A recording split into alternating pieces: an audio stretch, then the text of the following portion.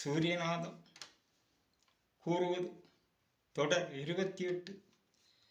ஜீவன்கள் பயன்படுத்தும் சக்தியை எதிர்ச்சுடர் நாதமாக்கி தமிழை கூறும் ஒலி சக்தியில் ஒவ்வொரு எழுத்தையும் தேவ பாஷையாய் அதை ஆக்கி தெய்வமான தத்துவம் சித்தர்கள் அதை எழுத்து வடிவத்தில் அதன் சக்தியை கூறுகிறார். சிவவாக்கியர் 10 வார்த்தையில் 8ஆம் குறிப்பு கூறுவது எழுத்தும் நீ, எழுத்தின் வடிவம் நீ என்ற பொருள். எழுத்தின் வடிவம் எழுத்தும் இதுவரை கூறியது. இதையும் சேர்த்து இசைந்த பண் எழுத்து என்பதில் உலக மொழிகளையும் மதம் பேசுபவர் எழுத்துகள் அங்கு உள்ள தத்துவம் இங்கு கூறுவது. அங்கு வசனமாய் எழுதி வைத்தது அதை இங்கு கூறுவது. உடல் பொருள் தத்துவமாக்கி அதை கூறுவது. வசனம் பண்டிதனாய் எழுதியது. தத்துவங்கள் உடலில் பொருள் காண்பதை கூறுவது. அது அந்த வசன உள்பொருள். அதை இங்கு கூறுவது. சத்தியத்தை உலகர் ஒன்றாக எதிர்த்தாலும் சத்தியம் எதிராகுமோ? அப்படி என்றால் சூரியன் செயலை மாற்றுங்கள், உலகரே உங்கள் தெய்வ சக்தியை கொணர்ந்து. அதுபோல் இங்கு கூறும் தமிழ் சித்தர்கள் மகத்துவம் உங்களை போன்று கூறுவது கிடையாது. இங்கு பொருள் கண்டதை கூறுவது. அது மகத்துவம் என்றால் என்ன? மகம் உடல் கூறில், அகம் நீர் செயலை கூறுவது. அந்த நீர் செயல் உடலை, கம் என்றால் அகம், அதன் உடலுக்குள் புதுமை காணுவது தத்துவம். அப்போது மகத்துவம் என்பதில் வந்தது. இனி தத்துவம் அகம், உள்ளில் பொருள் காண்பது சரீரப்பொருள். துவம் 2, அகமும் புறமும் 6 6. அப்படி என்றால் அகம் 6 புறம் 6 12 ஆக வேண்டும். அகம் என்றால் உடலில் 6 ஆதாரம். மலத்வாரம், அன்னக்குடல், நீர்க்குடல், நெஞ்சு, சங்கு, நெற்றி இவை கூறுவது 6 ஆதாரம். உயர்ந்த பேர்களில் வரும்போது பேர்கள் மாறுவது. புறம் 6 என்றால் சகசிராரம் திறந்து வருவது 1. அடுத்தது பூமி, நீர், வாயு, அக்னி தத்துவங்களில் ஆகாச செயல். அதையும் வென்று மேல்பாகம் செல்லுவது. அது இன்று அரசியல் கூறுபவர்கள், இன்றைய மத பண்டிதர்கள் கூறுவது, மத சங்கடனைகளில் கூறுவது. வாயை கொண்டு பாயாசம் செய்து கொடுப்பது, வாயை கொண்டு வடை சுட்டு கொடுப்பது, வாயை கொண்டு மேஜிக் வார்த்தைகள், குமிழ் போன்ற தத்துவங்கள் கூறுவது நிலையற்றது. அப்படி உள்ள செயல் இந்த 3 பேர்களில் கூறிய வாய்க்கொண்டு கொடுப்பது போல இங்கு கூறுவது இல்லை. அவர்கள் உடல் வழி கண்டதை கூறுவது, அதை தத்துவமாக கூறுவது. அப்போது அதற்கு எழுத்து ஒலி தெரிந்தாக வேண்டும். இசைந்த பண் எழுத்து. அப்போது மகத்துவம் என்றால் அகமாறு புறமாறு கண்டு வென்று சூரிய நிழலினை காண்பது. அது இங்கு காணும் பல்பில் சூரிய ஒளியை காண்பது. அந்த நிறம் உடலுக்குள் ஆக வேண்டும். அந்த நிறத்தை வாழ் நிறம், முத்து, பவிழம், பொன் என்று கூறுவது உண்டு. அது அதன் செயல். வாள் என்றால் வாளை வைத்து இன்று வெட்டுவது கிடையாது. உடலில் வெள்ளை நிற வாள் நிறமானது. அன்று எழுதிய காலத்தில் வாள் இருந்ததா? அந்நாட்டில் தெரிந்தாக வேண்டும். நீங்கள் பரிசோதித்து நீங்களே கூறுங்கள். இப்படி கூறுவதில் உலக மொழி எந்த தத்துவத்தில் கூறும்? இங்கு அகத்தியர் 4 வரியில் 51 அட்சர நிலை, சித்தர்கள் உடல் கூற்று 96 தத்துவ ஊடல், அங்க அவயவங்களை கதைகளாய் வரிகளில் கூறுவது. இப்படி உலகத்தில் எந்த மொழியும் எந்த மதமும் கூறுவதில்லை.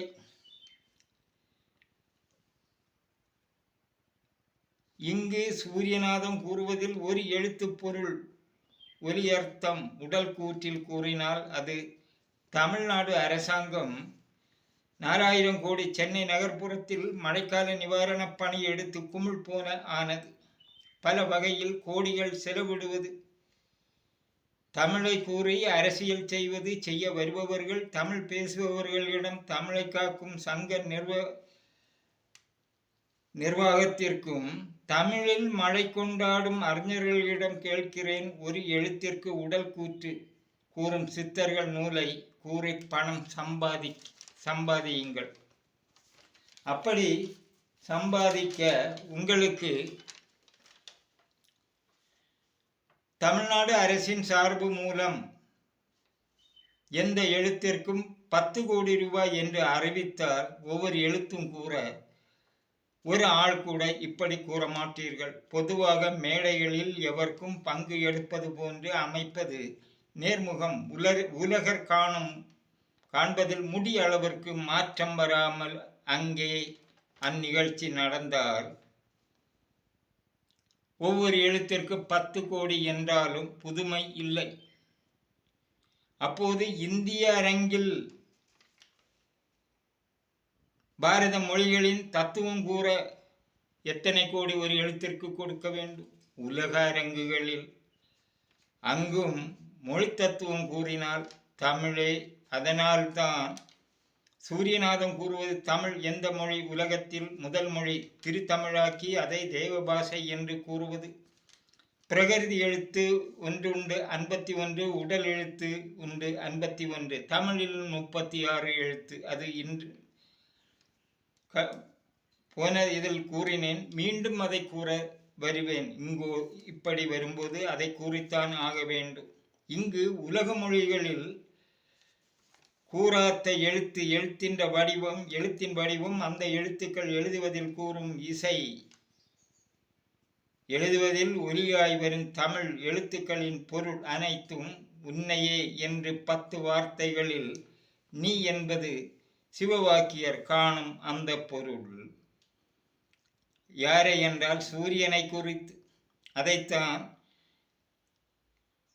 ஒவ்வொரு மதங்களிலும் வசனமாய் எழுதி வைத்துள்ளது.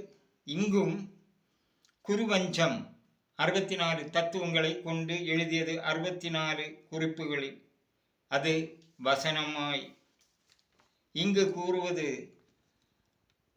பரம்பரை வழியாய் வந்த அந்த கவிக்கும் வான்பொருள் தானே காப்பு. குருவஞ்சம் வசனமாய் கூறுவது. அதன் தத்துவத்தை இங்கு கூறும்போது உலகில் உள்ள செயலை கிடையாது. அப்போது உடல் செயல், வானச் செயல். அப்படி சிவவாக்கியர் எழுத்து, எழுத்தின் வடிவம், இசைந்த பண் எழுத்தும் நீ என்பது 6வது வார்த்தை 10 வார்த்தையில் கூறுவது. எழுத்து இங்கு பார்க்கலாம். ஆ அதன் ஒலி அன்னக்குடலில், ஆ எழுப்பும் ஒலி கூறும் உடல்.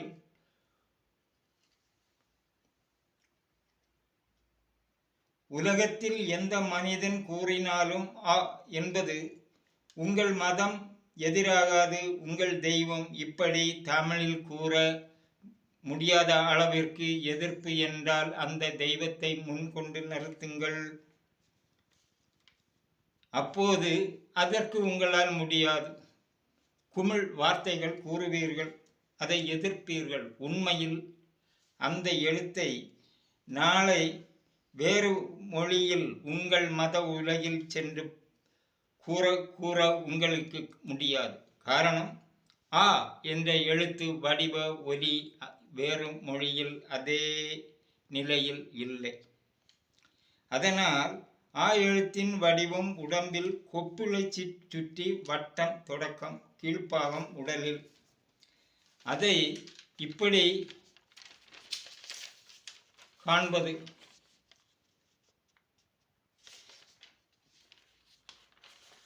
இந்த எழுத்து காண்பது இப்படி வைத்து பார்க்க வேண்டும். எழுத்தின் வடிவம் இதில் அந்த நீட்டு வரை காண்பது உங்கள் நெற்றி, இது கண். இது நெற்றியிலிருந்து ஆகாரம் உண்பது, அந்த சக்தியின் ஒலி செயல் இப்படி வருவது. இந்த எழுத்தை உங்கள் பாகமாக தூக்கி வைத்தால் இது வயரை சேர்ந்தது. இது நெற்றி, இது இடது கண், கண் 2 கண்கள். அப்போது இந்த செயல் இந்த வட்டம் கொப்புளில் வர வேண்டும். அப்படி என்றால் இப்படி ஆக்க வேண்டும். இதை இந்த வரையை மேல் பாகம் இப்படி நீட்டி வரைத்தால் எழுத்திற்கு காண அழகு இல்லை, எழுத தடங்கள். அதனால் இப்படி எழுதியிருக்கிறது. ஆனால் தமிழ் 3 வகையில் வருவது. ஆதித்தமிழ், இடைத்தமிழ், இது கடைத்தமிழ். ஆனால் அங்கு வருவதும் இங்கு வருவதும் இந்த வட்டத்திற்கு மாற்றம் கிடையாது. இங்கு கூறுவது எழுத்தின் வடிவம், சிவவாக்கியர் தத்துவம். இந்த எழுத்து வடிவம்தான் இப்படி அவர்கள் வைத்து பார்க்க வேண்டும். வடிவம் இது ஆ தொடக்கம். அப்போது இந்த ஆ எழுத்து ஆகாரம் உண்பதில் அகங்காரத்தில் வருவது. அகங்காரம். அந்த உடல் செயல் இருந்தால்தான் உன்னால் அசைய முடியும், எதுவும் செய்ய முடியும். உடல் கூறு என்பது உடலை குறித்து கூறுவது எச்செயலும்.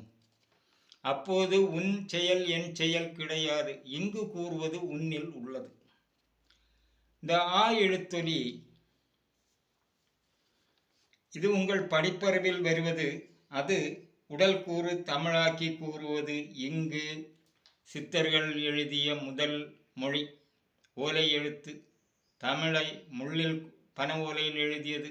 அது உங்கள் படிப்பிற்கு கிடையாது. அப்படி நினைப்பது முட்டாள் மடமைத்தனம்.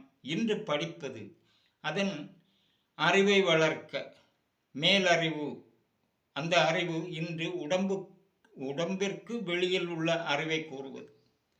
இங்கு கூறுவது இந்த சூரிய நிழல் இங்கு இந்த இதில் பார்ப்பதில் காண்பது போல உடலை ஆக்குவது சித்தர்கள். அதுதான் நானும் நீயும் என்று சொல்வது. வெள்ளை நிறம் பட்டினத்தார் கூறுவது. மீண்டும் அநேக சித்தர்கள் திருமந்திரம் எல்லாம் அதைத்தான் கூறுகிறது. நீ உன்னிடம் என்பது அந்த சூரிய வெள்ளை நிறத்தில் இருந்து கூறுவது. அதை தெரிந்தால் இப்படி கூறுவது எந்த மனிதர்க்கும் முடியும். அதனால் ஒரு எழுத்திற்கு 10 கோடி தமிழ் அரசாங்கம் கொடுக்கலாம் என்றாலும் எழுத ஆள் இன்று கிடையாது. காலையை விழுந்து கும்பிட்டு வாங்குபவர்களுக்கு கிடைக்கும். ஆனால் தனித்து நின்று சத்தியம் கூறுபவர்க்கு உங்கள் ஆதரவு தேவை. மேலும் அடுத்ததில் பார்க்கலாம். ஆனால் இங்கு கூறுவது எழுத்தின் ஒலி. அநேகம் கூறுவது யாரையும் நினைத்து கூறுவதில்லை. சத்தியம் யாருக்கும் வளையாது. சூரிய ஒளி போல கூறுவது. உண்மையை மாற்றி சத்தியத்தை கூறுவது. அதனால் அடுக்களை அறிவு உள்ளவர்கள் இதை எதிர்த்து பணி செய்ய வேண்டாம். உங்களால் இப்படி கூற முடியுமா? முடியாது என்றால் வாயை மூடி தலையை திருப்பி வைத்து நடந்து பார்.